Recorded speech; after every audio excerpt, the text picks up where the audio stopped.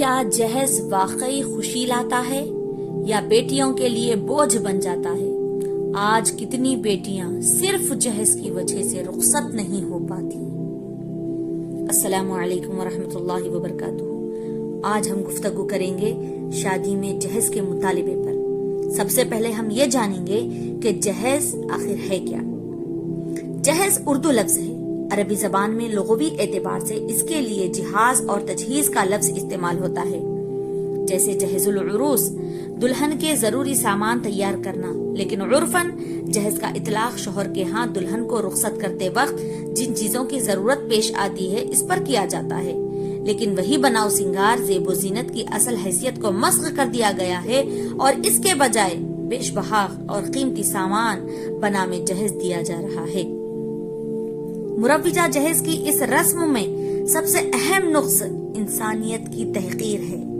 لڑکی بھی لڑکے کی طرح اشرف المخلوقات میں داخل ہے، مگر کسی لڑکی کو اپنانے کے لیے جہیز کی رقم کو متعین کر کے شادی کی شرط قرار دینا اس بات کی علامت ہے کہ لڑکی اور اس کے گھر والوں کے سامنے لڑکی سے زیادہ اہمیت دولت کی ہے، جس کی شرط پر اسے قبول کیا جا رہا ہے۔ گویا لڑکی ایسی بلا مصیبت ہے جس کو کوئی شخص اس وقت تک قبول نہیں کر سکتا جب تک کہ کوئی مال اس کی پشت پر نہ ہو۔ جہیز کی رسم غیر مسلموں کا طریقہ ہے۔ وہ اپنے قدیم قانون کے مطابق بیٹی کو وراثت میں حصہ نہیں دیتے تھے۔ اس کی تلافی کے لیے جہیز کے نام پر بیٹی کو اپنی دولت کا حصہ دے کر خوش کرنے کی کوشش کرتے تھے۔ اسی غیر مسلم طریقے کی تقلید مسلمان کرتے ہوئے لڑکیوں کو ان کے شرعی حق سے محروم کر رہے ہیں۔ شادی کے موقع پر لڑکی کو کافی سامان دے کر خوش کر دیا جاتا ہے۔ عصر حاضر میں ہندوستان میں جو جہیز دینے کا رواج چل رہا ہے، اس کی دو صورتیں ہیں۔ اول صورت یہ کہ جہیز کی صورت میں جس کے مطابق لڑکی کا باپ شادی کے بعد بیٹی کو رخصت کرتے وقت اسے کچھ ساز و سامان اپنی حیثیت کے مطابق دیا کرتا ہے۔ دوسری صورت یہ کہ جہیز کی صورت میں جس کے مطابق شادی سے قبل ہی لڑکے والے لڑکی کے باپ سے ایک متعین رقم کا مطالبہ کرتے ہیں اور لڑکی کا باپ شادی کی شرط کے طور پر اس رقم کو ادا کرنے کا پابند ہوتا ہے۔ بالعموم یہ رقم بارات کی روانگی سے قبل وصول کر لی جاتی ہے۔ اس سودے بازی میں زر نقد کے ساتھ ساتھ دلہا دلہن کے کپڑے، زیورات، جس میں سونا، چاندی، موتی، ہیرے، جواہرات شامل ہیں، جو دلہا دلہن کی پسند پر منحصر ہو دیے جا رہے ہیں۔ خواہ اس میں کوئی ایسا لباس یا زیور ہو جو مرد کے لیے شرعاً ممنوع ہو، اگر وہ جہیز کا حصہ بنا ہوا ہے تو ممانعت کو نظر انداز کر کے اپنی خواہش کو ترجیح دی جانے لگی ہے۔ نیز پلنگ، بستر، الماری، sofa set, washing machine, fridge, air cooler, water cooler, ہما قسم کے برتن، گھڑی، موٹر سائیکل، کار، مکان، جائیداد، لڑکی کی زیب و زینت کے سارے سامان اور اس میں بارات کی ضیافت بھی شامل ہے۔ چنانچہ جہیز آفن اس سامان آرائش و زیبائش کا نام ہے جو مکمل رہائش کے لیے ہو، جسے بطور نمائش دیا جانے لگا ہے۔ زر نقد کو جوڑے کی رقم کہا جاتا ہے اور اس رقم کی وصولی کے دن بھی ایک رسم منائی جاتی ہے جس میں خاندان کے بزرگ لوگوں کے سامنے یہ سودا بازی ہوتی ہے۔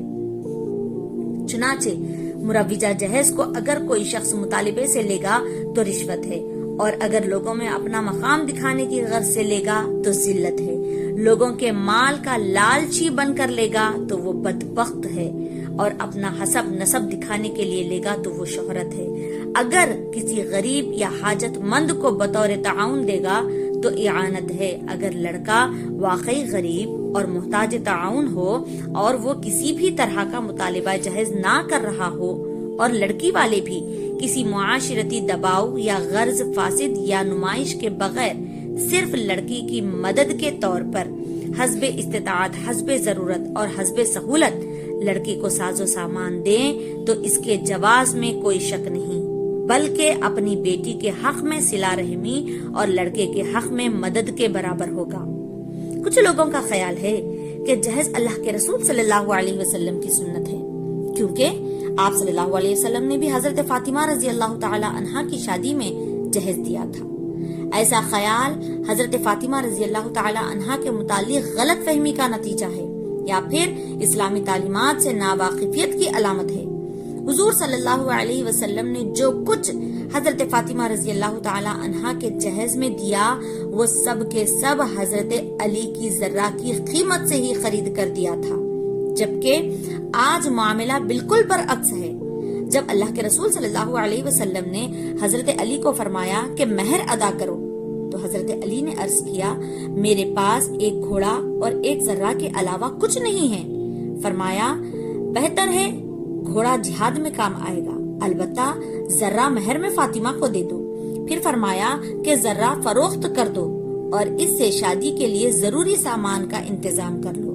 انہوں نے وہ ذرہ حضرت عثمان غنی رضی اللہ تعالی عنہ کے ہاتھوں 480 درہم میں فروخت کر دیا اور حضرت عثمان غنی رضی اللہ تعالی عنہ نے ذرے کی قیمت دینے کے بعد ذرہ بھی واپس کر دی۔ اس پر اللہ کے رسول صلی اللہ علیہ وسلم کو بے حد خوشی ہوئی اور حضرت عثمان غنی رضی اللہ تعالی عنہ کو بہت دعائیں دی۔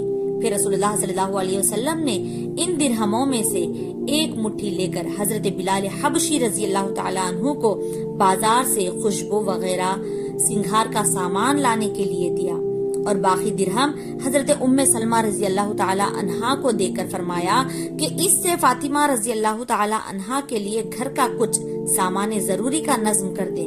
چنانچہ انہوں نے کپڑا، بستر، چمڑے کا تکیا، بان کی چارپائی، 2 گھڑے، ایک مشکیزہ اور چکی کے 2 پاٹ کا انتظام کر دیا۔ اس حدیث مبارکہ سے واضح ہے کہ اللہ کے رسول صلی اللہ علیہ وسلم نے اپنی چہیتی بیٹی کو جو جہیز دیا ہے وہ حضرت علی کے مال سے تھا۔ اگر جہیز دینے کو درست قرار دیتے تو آپ کی دیگر لڑکیوں کو بھی عطا کرتے یا آپ خود اپنے ازواج سے جہیز لیتے، جبکہ تاریخ کے مطالعے سے یہ واضح ہوتا ہے کہ آپ نے نہ کسی سے جہیز لیا ہے نہ کسی کو جہیز دیا ہے۔ جہیز کا ذمہ دار مرد ہوتا ہے نہ کہ لڑکی کا باپ۔ قرآن مجید میں اللہ تعالیٰ نے ارشاد فرمایا، پارہ نمبر 2 سورہ بقرہ میں ہے کہ وَعَلَى الْمَوْلُودِ لَهُ رِزْقُهُنَّ وَكِسْوَتُهُنَّ بِالْمَعْرُوفِ۔ بیوی کا نفقہ شوہر پر لازم ہے، ہر قسم کا نفقہ یعنی کھانا، لباس اور رہائش کی جگہ دینا شوہر پر واجب ہے، جیسے چند گھریلو ساز و سامان، بستر اور برتن وغیرہ۔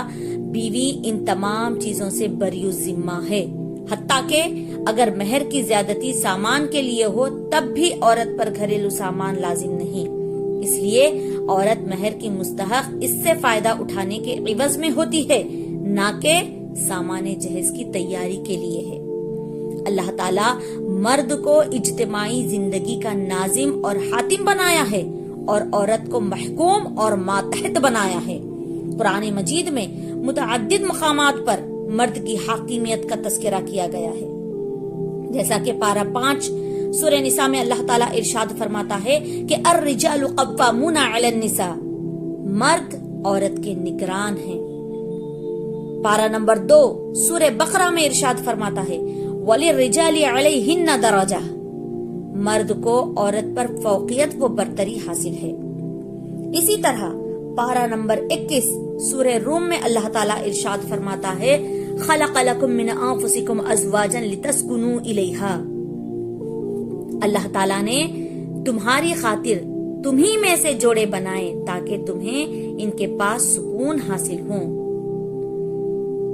تو جہیز کے لین دین سے ہمارے معاشرے پر بہت ہی مضر اثرات بھی ہو رہے ہیں، جیسے کہ نکاح مشکل اور زنا آسان ہو گیا ہے، غریب لڑکیاں فحاشی کی طرف، متوسط گھروں کی لڑکیاں عیاشی کی طرف گامزن ہیں، چند استطاعت رکھنے والوں کی طرف سے پورا ماحول اتنا بگڑ چکا ہے کہ ہر شخص اسی کی نقل کرنے کی کوشش اور جستجو میں چوری، جھوٹ، دغابازی، ڈاکہ، رشوت، قتل و غارت گیری کا مرتکب ہو رہا ہے۔ چونکہ ایسا مال حرام ہے اور حرام مال میں برکت نہیں ہوتی اور ایسا مال جلد فنا اور برباد ہو جاتا ہے، اس کی وجہ سے مصیبت ٹلنے کے بڑھ جاتی ہے اور ایسے مال و دولت سے پلنے والے اپنا حقیقی اثر دکھا جاتے ہیں، یعنی نافرمان اور نالائق ہو جاتے ہیں۔